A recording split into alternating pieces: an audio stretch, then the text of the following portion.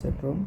Compartment syndrome is a condition that is caused because of increased pressure within the closed osteofacial compartment. It compromises the circulation and functioning of the muscles and the nerves because of in that compartment. The pressure usually over here is more than 30 mm/Hg. The pathophysiology is that whenever there is injury, there is edema or hematoma formation that leads to increased compartment pressure, and because of which the blood supply is compromised. Because of which it will lead to further muscle ischemia, further more edema and hematoma, and that will lead to vicious cycle, which further leads to muscle necrosis and damage. Then the causes for this are going to be the fractures. So the fractures where compartment syndrome is common is supracondylar fracture of the humerus or the forearm bone fractures. Similarly, the legs, it is the tibial fractures. Then crush injuries, if there is application of tight casts or bandages, and reperfusion injury, burns. So in high risk injuries, they are the supracondylar fracture of humerus, forearm fractures, then the tibial fractures, right? Then the clinical features. The clinical features of this, they include a pain, out of proportion pain is present, which is unrelieved by the analgesics. Then pallor is going to be a late sign.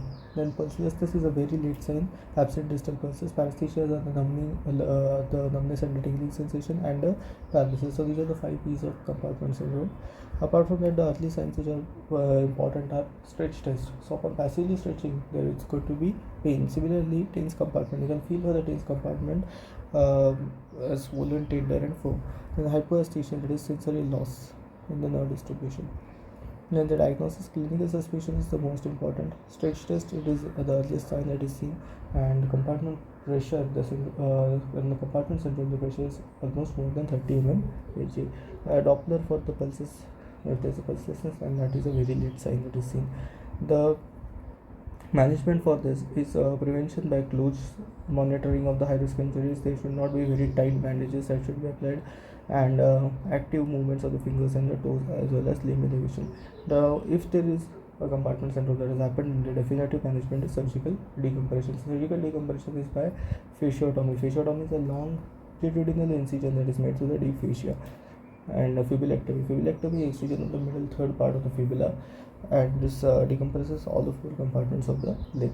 Post decompression, you should not put the sutures earlier, so there should be a wound that should be left open.